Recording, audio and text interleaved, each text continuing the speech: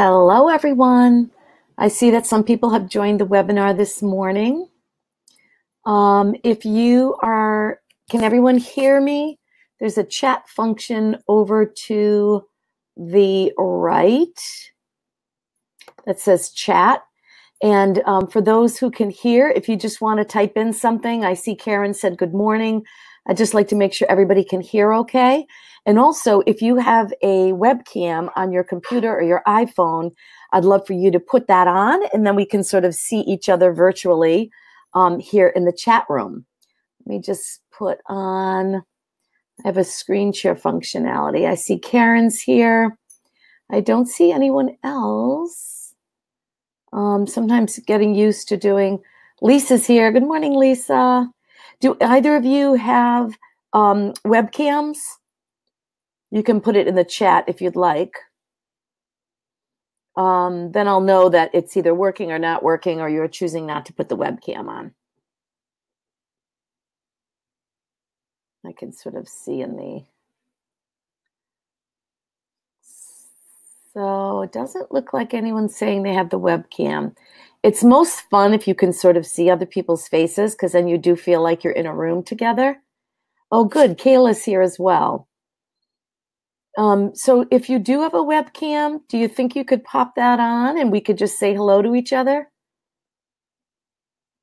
I want to make sure that I also am looking at the right thing. It seemed like when we did the test last week, I could see other people's faces. I'm just going to type this in. Can you put on your webcam?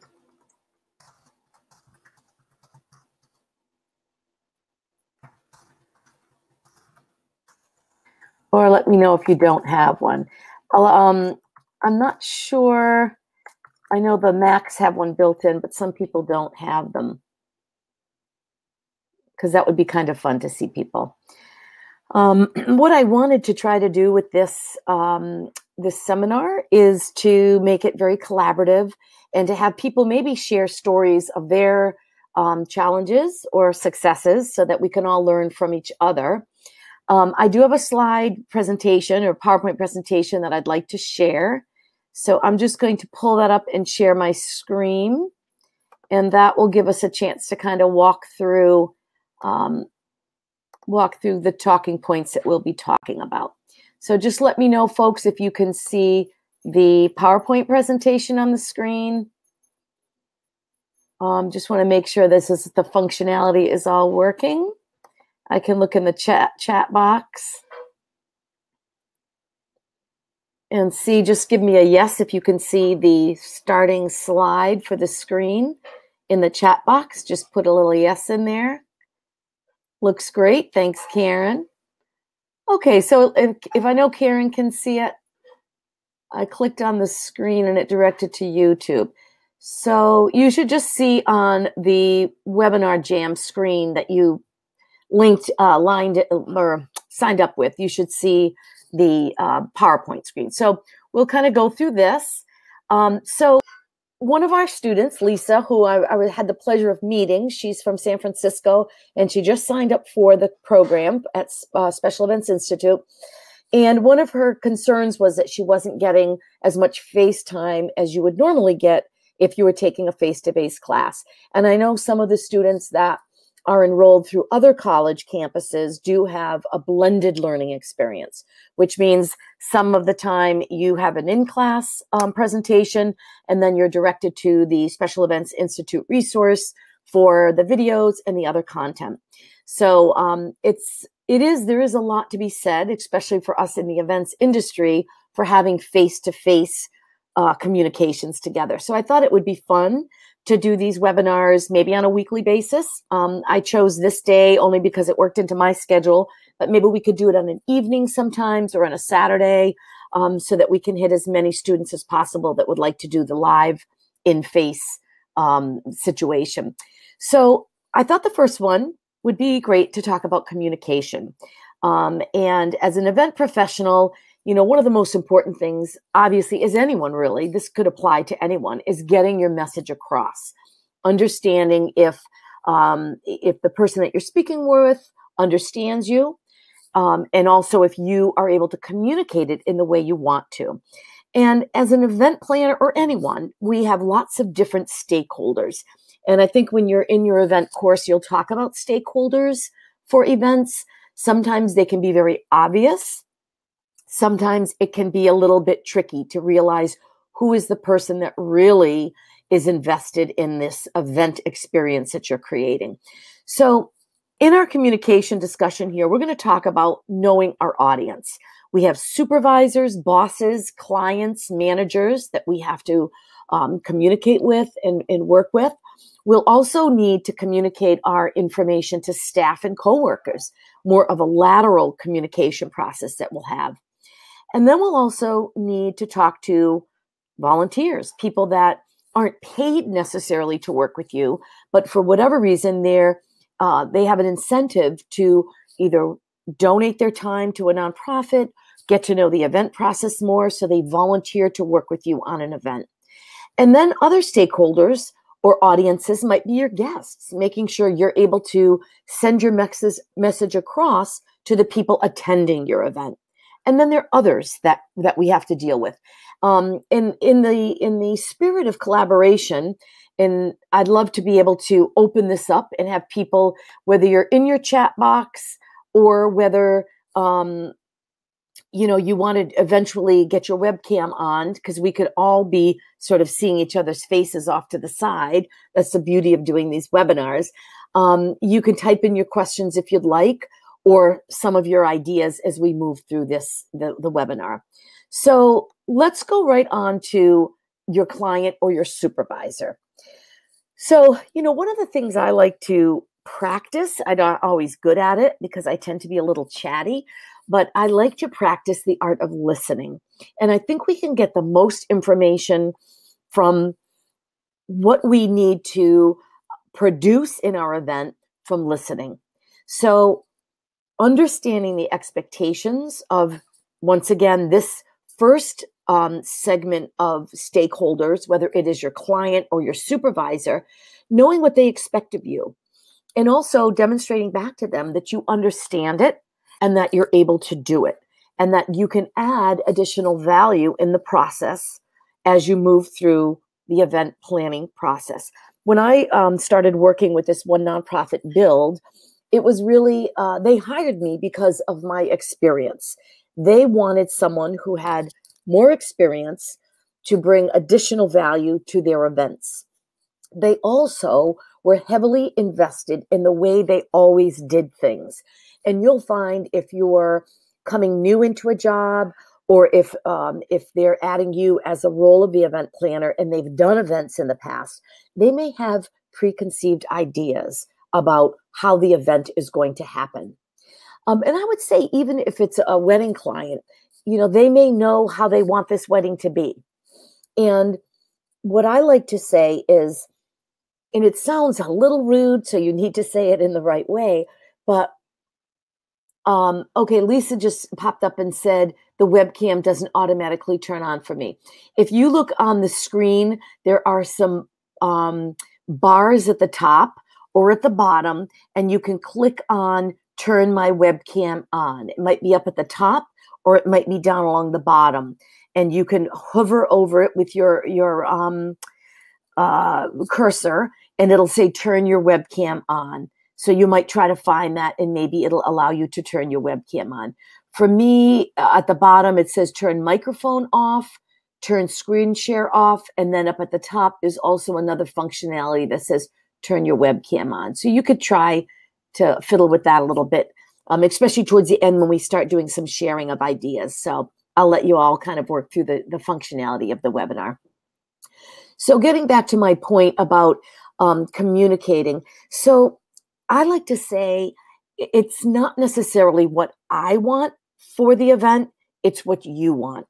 So I don't necessarily care if you want purple flowers, pink flowers, if you want the room set up with all rounds, or you want them in classroom style.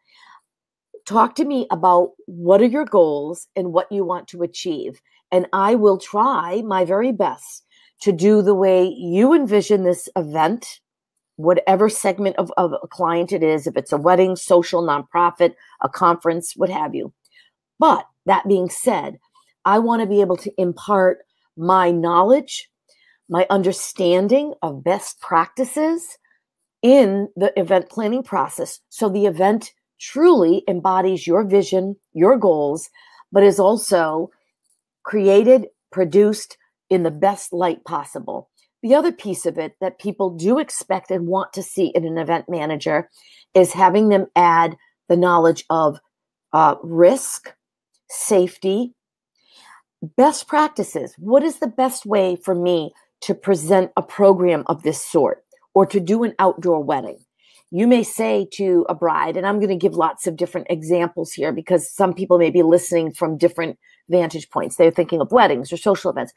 You want to do an outdoor wedding in the summer or in a place that it could rain, we need to consider the plan B with a tent, or that there may be mosquitoes, or there may be bugs and so forth.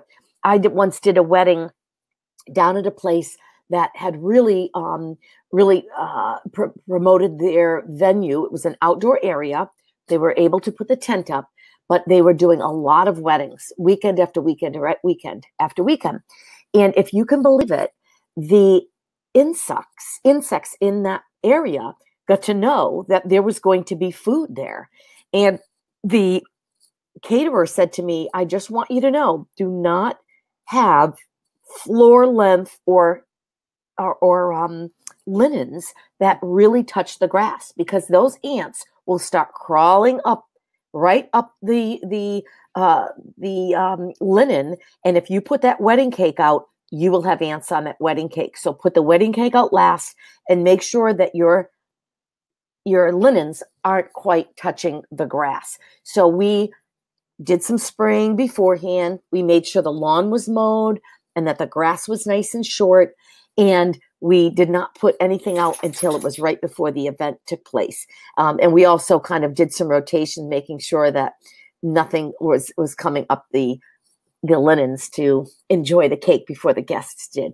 So, I'm going to throw in stories along the way because I think that's sort of fun. But listening to your client, understanding what they need, and then along the way imparting your best practices and your your added value. Because let's face it, they're hiring you as an event manager, or they're enlisting your skills, and they're going to want to know your ideas. But that being said, for this nonprofit that I work with, it really took me 1 year for my manager there to be able to fully embrace the ideas that I had. And it was almost like she had to see it work before she really said, all right, I'll trust you with this new idea, this different idea.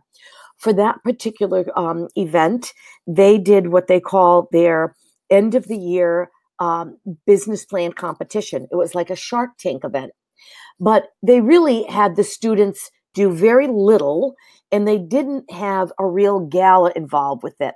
They had the parents come for the Shark Tank event, but when they did the gala, it was another date, another time of the year, and it was really your basic, what they call rubber chicken dinner, where there was appetizers, cocktail hour. They saw the students selling their pitching in the cocktail hour, but when they came to sit down for dinner, it was more speeches, a keynote speech, an award, the executive director speaking.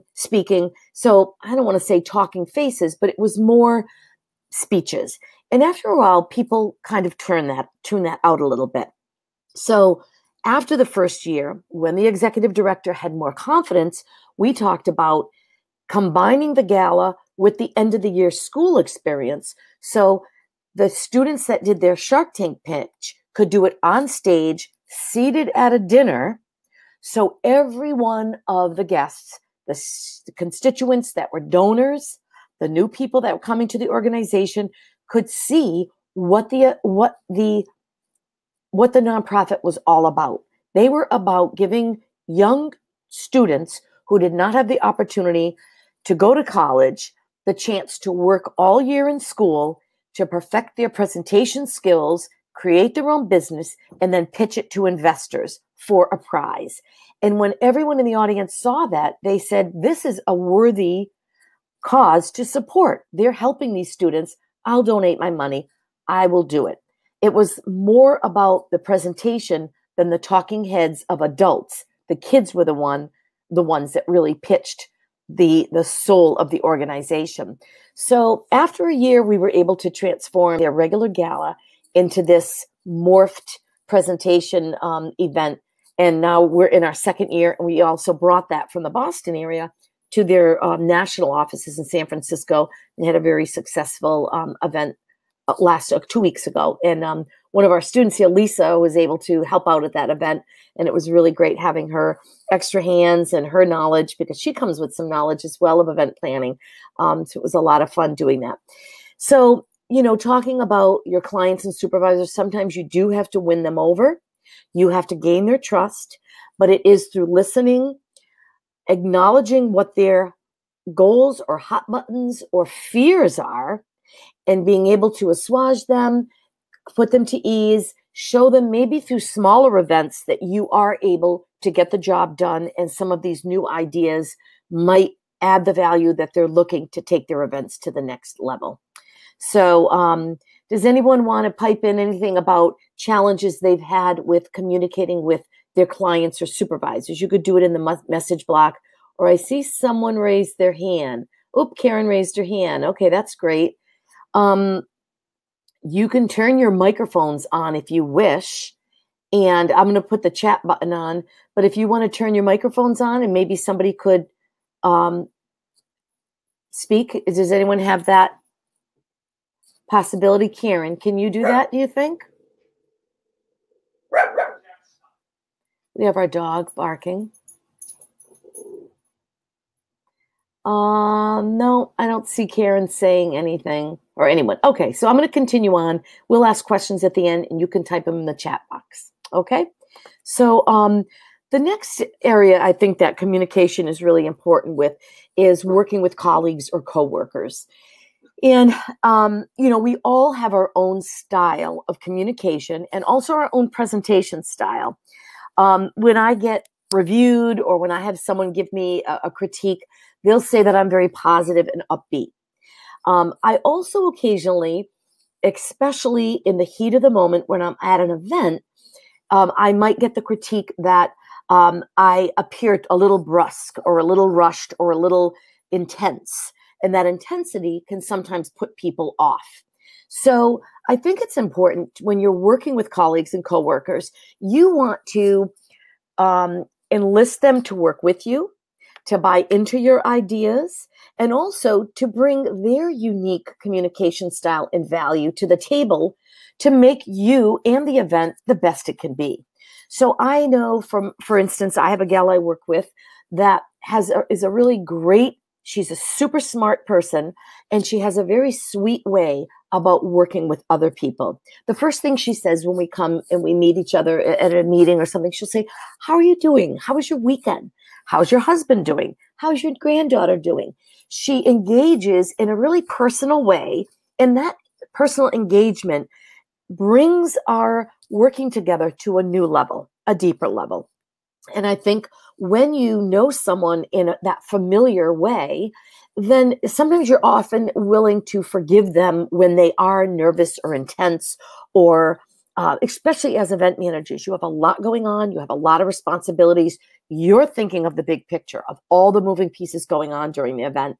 And you need some slack day of when you're managing the AV team, the speakers, the judges, the students, the bride, the groom, the vendors.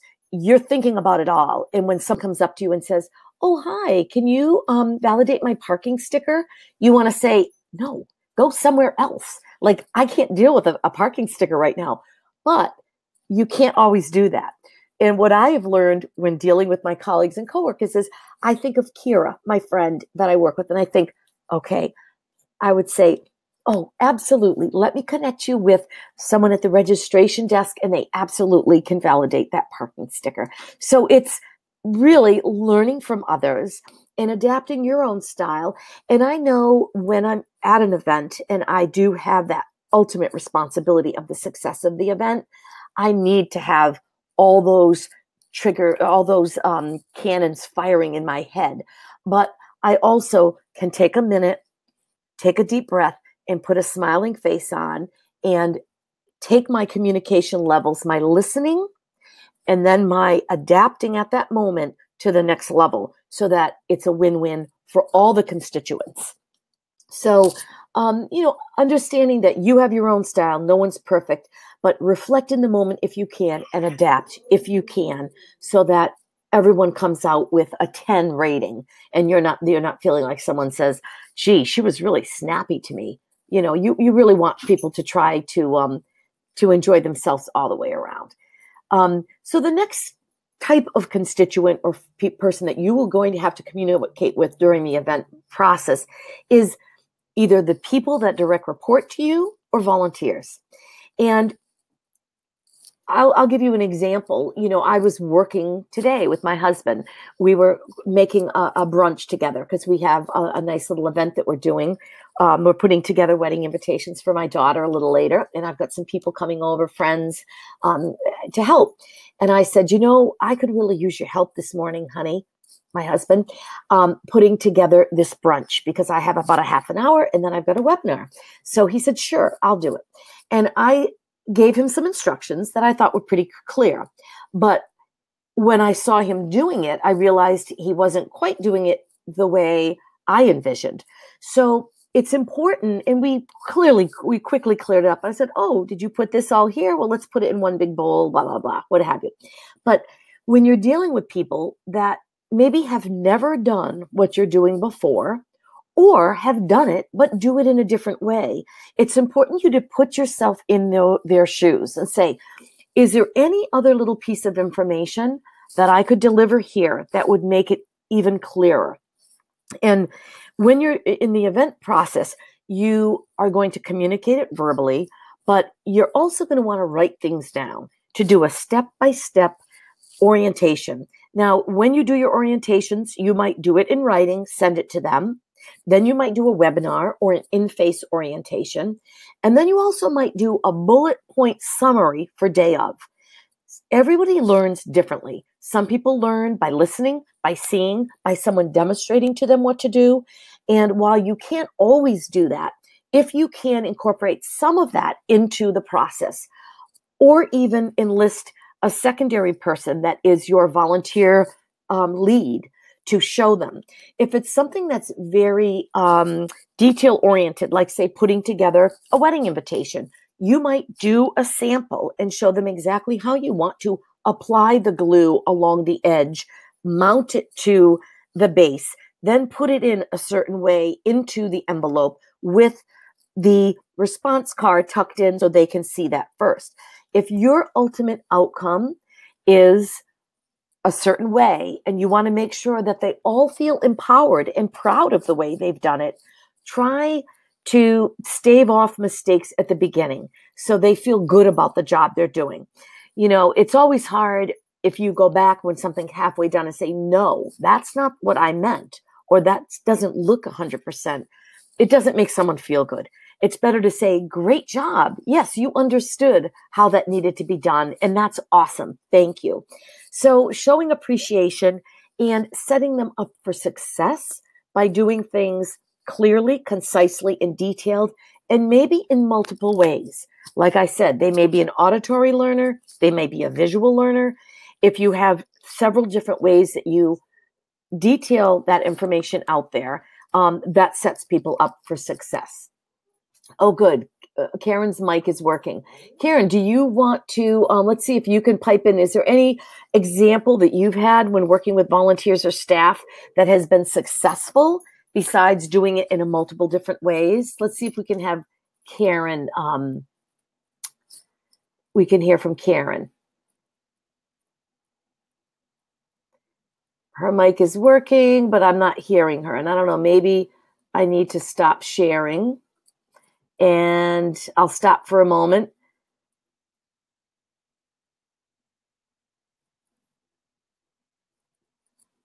No, I better keep back with my screen share. Maybe I just wrecked it with my screen share. Screen share off. Oh, here I am. Karen, can you pipe in? Is there anything you can say? Let's see. I don't know if I have to give you the chance to talk or not. Not really. So we're going to keep going with the presentation, but maybe at the end, people could type in their questions, and then that way there we can answer them.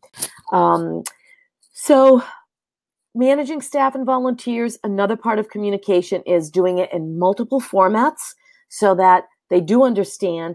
And remembering too, I know like on-site at an event, people aren't going to read a manual that's really detail-oriented, but if you have either bullet points or a short little quick guide, that makes it really easy and good to ensure that people are doing things the way you expect. So other stakeholders that you might have during the event process that you will have to communicate to. Guests. And when you think across the boards of all the different kinds of events, from grandma who's at the wedding to a corporate executive that is working, that is attending an event, a VIP speaker or a judge, just anyone that is going to be coming to your event, being able to communicate information to them so that it's a successful experience. When I worked with this nonprofit out in California, the events that we do for nonprofits in my area, people are more of the business people. They like things done nicely, but it's not that fancy. For the California event that we did for the nonprofit, these are really high profile leaders, entrepreneurs in Silicon Valley that are used to going to events that are very fancy and high end. So this was the way that they wanted things communicated. They did not want to have, some sort of takeaway that was like a brochure. They wanted it to be very fancy, very nice. So if that's what your client wants, that's what you give them. You don't give them a big program with multiple pages. Maybe you give them something very slick, something very simple. Maybe if you're dealing with people in the high tech, they don't want anything printed. They want an app on their phone that they get communicated when they arrive, what table they go to.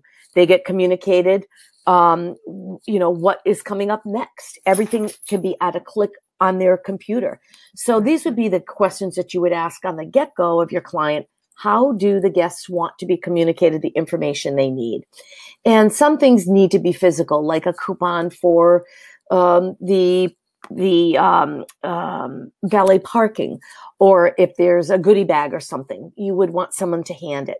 But, finding out how do the guests want to be communicated, most important. And then at the event, if there's someone that you want to take coats at the event, make sure they know a little bit about the group that you're dealing with so they can answer some very basic questions, or they can steer them to the right person if they're going to a VIP area, or if they're going to a speaker's lounge or a speaker ready room, that whatever person they see or meet at the beginning can direct them appropriately and communicate where they need to go right from the get-go.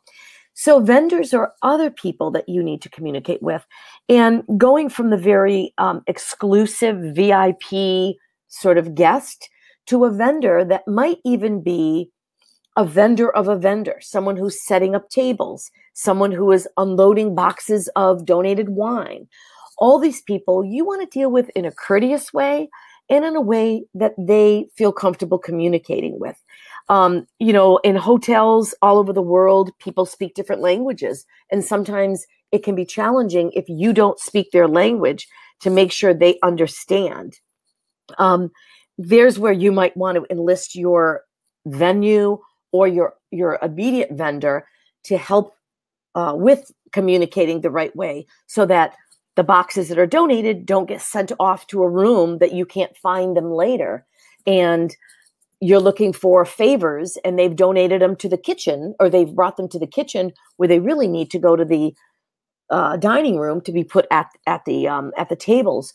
So vendors of vendors, parents of clients, other family members. I once had a wedding that the bride's sister was really her gatekeeper during the wedding. And she was the one who communicated with me throughout the wedding as to what the bride wanted. And I needed to be sensitive to her, to be able to recognize that she was the front person that would be talking on behalf of the bride. And they may not always tell you that from the get-go. You kind of figure out as you go. Also, other stakeholders could be people that are financially invested in the event, a grandmother, a best friend who is paying for part of the event, a sponsor who has invested $50,000 to sponsor something, and they expected to have signage or something at the event and it's not there. Just because they aren't signing your ultimate check, you need to be sensitive to what they may want. They may want to see. And sometimes the sponsorship benefits could be very visual, like their name on a sign, but it also might not be. It might be that they're allowed to go into the VIP lounge before or after the event. So doing your homework beforehand and understanding these stakeholders and what's going to make that experience successful for them is equally important, in the communication process at your event. And I myself, when I started in my business career, I started with my father's moving and storage business. And I dealt with clients, people that were moving, that were being moved by their company as part of the corporate moving package. But then I also dealt with truck drivers, people that picked up the furniture. And, they were rough around the edges sometimes. And it was important for them to make sure that they felt good about what they were doing and that they were treating my ultimate client, the mother, and most of the time it was the wife of the executive that was home. We were packing up her goods before they were being moved, making sure that they treated this wife of the executive in a courteous way that was professional. I could joke around with the truck driver, and I could joke around with the packers, but I was also very professional with the mother of the house or the woman. Sounds a little sexist, but most of the time it was. Or if it was a single executive that was there, to make sure that my style changed depending on who I was speaking with. And I will say, even at this event in California, I was joking with the fellow who was setting up the lighting, endearing them a little bit, making sure they didn't think I was too high end and too uppity to have a nice time with them as they were setting things up. So I think it's important to really be kind, courteous, be flexible with the way that you dealt with all the different stakeholders, and be able to change your style a little bit. So Karen typed in here, you might think you're communicating clearly and directly to your volunteers or stakeholders, but if your body language doesn't match what you say, you could be sending mixed signals. And that is absolutely correct. Communication isn't always verbal or written, but it's also approaching with an open effect, being kind, shaking hands, no matter who. If it's a florist delivering flowers, or like I said, the lighting company delivering lighting, go up to them, recognize them, say, thank you so much for coming and for doing this. We really appreciate your part of making this event super special. So that can go a long way in keeping that body language, whether it be the handshake, approaching them, smiling, looking them in the eye, acknowledging that even if it's a small part that they're playing in the overall event process, it's an important part and one that makes a big difference in the ultimate, end result of it. So this slide talks about just being the best we can be. So Karen is also adding, I can also say that making sure you use proper eye contact, you aren't distracted, and that your posture denotes openness when speaking to the stakeholders or teammates. And it's true, if you have a lot going on and you're thinking about a lot of things, take that minute, even if it's 30 seconds, to look that person in the eye, listen to what they say. And I will say sometimes I make that mistake. I'm too rushed to go on to the next thing, so I don't listen fully. And that person might be saying, I can do this, but I can't do it right now. Wait to hear, why can't you do it right now? And if we need it right now, should we enlist someone to take that task from you? So being quiet, listening to them. This is a funny thing at the event that we did in California. I was saying to my colleague that I was planning this event with, during the auction, we want to have lightsabers. I don't know. I don't know if I said lightsabers or light rods or light sticks. I think I said sabers, but she thought of it as sticks. So she went and got little lighting sticks that you crack, or those long skinny ones you can make into necklaces. And I, in my mind, was thinking a lightsaber, like Star Wars, that you can, is very large, that will be bold when the auction is taking place, so that you could see if a person was bidding. So at the very moment, like half an hour before the auction was happening, she goes, I had the light sticks. And I said, light sticks? You mean lightsabers? She goes, no, light sticks. We did not clearly communicate with each other until it was pretty late. But luckily, her boyfriend was able to run out to a party store, and he got lightsabers, and the big lightsabers were there during the auction for us to see, when the people were bidding. So the other piece of communication might be terminology. What means something for you might mean something different for someone else. I think of like a boutonniere. Some people like a boutonniere really large. Some like a very small bud. So taking that term that you are, you've used further, so that it's super clear exactly what they're speaking with. Can anyone think of any other terms? Put it in the chat box here that could be taken two ways. Throw them in the chat box, and I'll bring them up so we can hear them out loud. But that, in different cultures, something can mean one thing and something can mean something else. So it's important to understand what exactly a term might mean when you're trying to get your message across. So, I like to try to be positive because, maybe it's naive, but I think we all come at what we're doing in a positive way. We want success for ourselves. We want success for our guests, for our clients. But we can't do it alone. And I think reflecting on your own style, what works and what doesn't. And I reflect when I think that Kira always is very kind, and it takes a minute to be very sweet with people and very nice. I try to think about that when I'm most stressed and I am tempted to be a little sharp. I think, okay, take a step back. How does Kira make me feel? Let me be a little bit more like Kira right now to make this, a positive experience. You can't change who you are, and in different situations, maybe it's better to be very short, concise, and crisp when you're, delivering information. So see what works in different situations and how you can adapt to it, and vary your style as needed, from the vendor who's delivering the lights to a grandmother who needs you to scooch down next to that wheelchair and take her hand and say, we're so happy that, you're here to celebrate your granddaughter's special day. Please let us know if there's something we can do for you. Communicating in different styles, from written to like long verbiage to short bullet points to verbal to video. Having a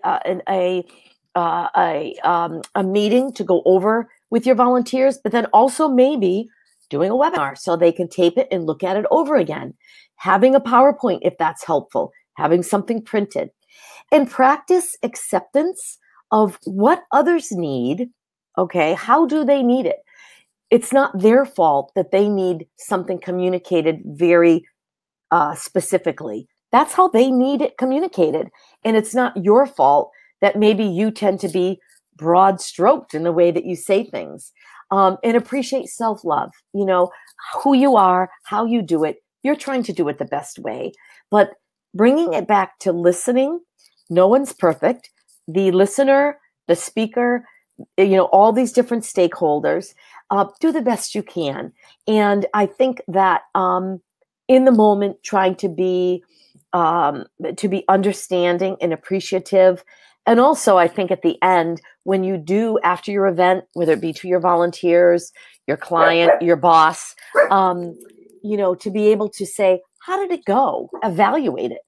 Did you like the way I did this? How could I do it better? And they may not want to say, I really didn't like it the way you did this or that, but how can we improve it for next time so that we get the end result we really want? I think those are, tips that will help with success in our events. So in our chat room, is there anything else? Key takeaways here that I have is listen to understand. I'm sorry, I have my dog barking in the background. Listening, I think, is the most important skill you can have as an event professional. It's going to help you to understand the goals, the preferences, and the ways you can evaluate for success, to be flexible and adaptive. Sometimes things aren't exactly the way you want them, and you have to be willing to be flexible and say, all right, we didn't quite get the glow wands, but how can we make the glow sticks work? Be reflective. Is this working? Isn't. Sometimes in the heat of the moment, you cannot change, but sometimes you can. In the heat of your moment, when you're executing your event, you could say, you know what? This isn't working. We need to pare down, do things a little differently right now so that ultimately it's going to be better in the long run. So don't get stuck in the rut by saying, this is what I wanted. This is what I thought should happen. What does your client want? And what might need to be changed to make it the best it can be for that event? And throughout the event process, check in and assess. Is this working? Isn't. We wanted to set up the place setting this way with the menu here and the favor here. But you know what? With all the glasses and the bread dish and this, it's not going to work there. So let's change. Let's put it off to the side. Being reflective and able to change in mid-course is not easy, but it can be a very valuable way to work through your event. And also, my father said this to me, which I always love: inspect what you expect. So through the course of the event planning process, whether you've delegated something to someone, a vendor, a volunteer, a staff person, whatever, inspect it to see if it's up to your expectations. And if there are alterations you can do to improve it, do it if you can, because ultimately you want it to be the best it can be. And maybe at the end of the day, you evaluate and say, we can't do it for this event, but next time we can do it. It's worth doing it midstream as you go along. So those were some of the key ideas that I had about communication. We're at about 11:43, so I was hoping to do this about 45 minutes, but I'd love for anyone, ultimately, I'd love to get it so that people can be on the video so we can see your faces. So if you can do this on a webcam, it would be super fun. You can share a story in the chat box if you'd like, or I can share the video cam so that people can share stories and we can, like in a real classroom, we can talk to each other and ultimately reflect a little bit. Maybe you have a challenging story about an event that you thought, gee, this didn't really work out the way I thought in terms of my communication. And then maybe as a group, we can reflect and give each other tips or advice on how to improve. And then the third thing I thought is to make a plan. What can we all do moving forward to help and improve our own communication style? There are a few, like even if it's 3 little bullet buttons. For me, it's, reflecting on how I'm coming across and trying to make sure that I make people feel good when I'm communicating with them. And I also make them understand that I know what they are asking for. So reinforcing with some affirmative statements that reinforces that I understand what they want, and then assuring them that I can do it and explaining the way that I'm going to do it. And then even on a second fold, going back to them and saying, how does this sound? Does this sound the way, you would, the way your ideas are going to be, come out? Is the way I'm explaining it, does it sound like this would work for you? And then have them, yes, I think so. This sounds really great. So it looks, let's see. So she said, there is also a chat happening in the YouTube page. Okay, I didn't see that. Eileen had some comments. So maybe what I need to go is, maybe I can quickly go onto my YouTube page. I don't know if I can do that, but I can certainly do that for next time. Let me just see if I can go on to my YouTube page. Eileen is one of my students from the Philippines, and I am so proud to have worked with her. She's been a student now for a long time, and she's taken a bunch of different courses. I'm just going to try as I'm talking here to jump onto my YouTube page, see if I can do this. Let's see. Bear with me for 1 minute, and let's just see if I can quickly do this.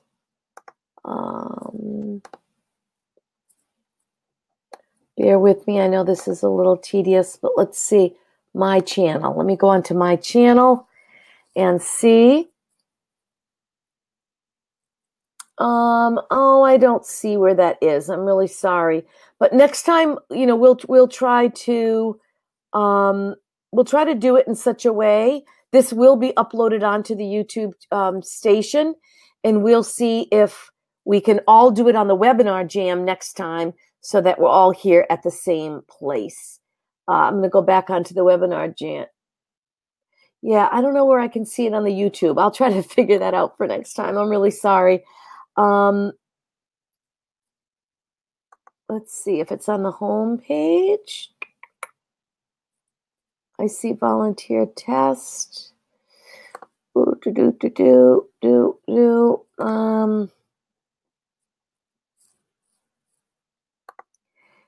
I don't know why I can't see it, but we'll figure it out for next time. I'm going to do another one, and I'll test it, and we'll make sure that we're all at the same place chatting. Lisa said, with regards to communication with the client, it's hard to ask about budget here in the Philippines.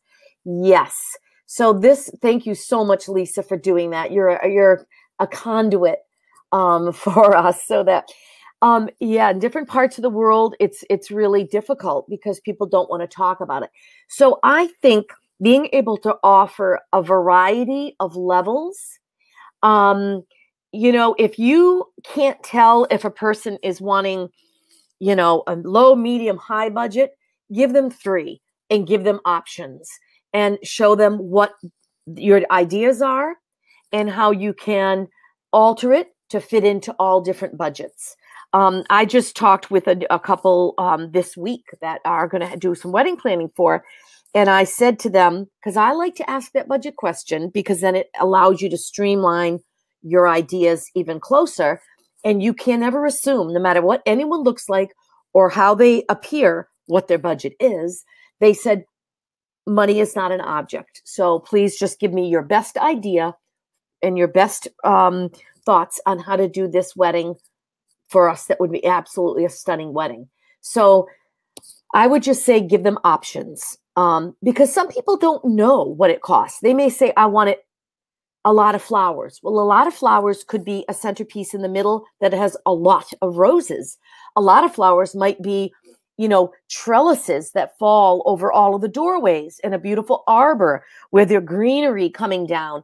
So give them 3 options: simple but beautiful, a little bit more, but then quite elaborate. And that allows you to then, that will guide you as you move through.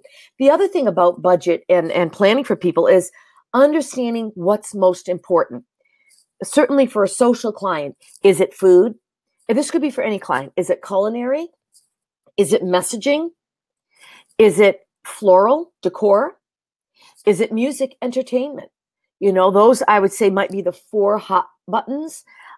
Creating the environment that allows them to best present their style. So ask them what is most important to you and where do you want to put most of your budget in. That will help you as you create your proposal and your ideas for your client. So that's a great question, Eileen. I really hope that we can do this where we're all talking together because I think it would be really fun to see everyone's faces and get to know you all better. Lisa, I just want to thank you for bringing this up. And I know it's another hour in all of our days, but I think it's worth it because ultimately I want to be here for a resource for all of you as you continue your event journey. We can learn from each other. I learned from all of you. I learned from Eileen about the way things are done in the Philippines. I know Lisa will bring a lot of value to the table as well because she does a lot of corporate events and meetings. And I know that you all, in wherever you come from in your event background, can help us all learn more about the event planning process and also the challenges you face. I think that we all face different challenges. And then when we have a new client, we can pull on the ideas that you or the challenges you had, and we'll be even better equipped and prepared to do the best we can do for our clients. So thank you so much. Any other questions? We had a question about communicating with budgets. Yes, Lisa said she thought this is worthwhile since a lot of questions come up in the course of study. And I'll also say that I have a Special Events Institute. This is an online platform that I deliver to lots of different educational institutions. We have lots of schools that use our resources in various forms. So you're going to get a lot of feedback from lots of students from all over the world. And I think that's really fun to share and to be a part of this more global event community. And as Special Events Institute, I'm happy to bring us all together for this. So Eileen said, I think being sensitive is also important, being sensitive to the needs of others, like clients, vendors, and guests. And that is absolutely true. Finding out, even on a personal side, you know, what's going on in your vendor, client, or guest's life to make sure that it is appropriate. And maybe, like, for instance, I'm working with my daughter on her wedding. She doesn't want it to be fancy. As an event planner, I would like to do, you know, as fancy of as an event as possible, but it's important to do it what she wants. She doesn't want video for her wedding. She goes, no, it's not really important to me. So it's important to be sensitive to the values and the needs and the style of all the different people that you come across with creating these memorable events for people. So I just want to say thank you so much. In all of the forums that those of you who are online participate in through Special Events Institute or for your school, feel free to bring up these questions in the forums, and whether it be your actual instructor or myself, we can continue the conversation about communication. And then also, I suggested a few topics that I thought would be general and helpful for all of us, no matter what level you're in study. Feel free to email me or send it in our forums some topics that you would like to talk about. And then let's get it where we see our faces and we're all talking together. Where it might be, you know, challenging clients, how to deal with clients that are challenging. You know, maybe we want to talk about dealing with an LGBT community doing same-sex weddings. The wedding that I have coming up is going to be for two gals that are going to be getting married. So that's going to be a different kind of a wedding than one that I've worked with before. Maybe it might be, you know, safety at events with fireworks and, you know, production values, making sure your events are safety. So let's talk about what you would like to talk about, and we'll have another webinar coming up in the next week or so. So thank you very much, everyone. I appreciate your time. Have a great day, great rest of your day, and a lovely week ahead. Thanks so much.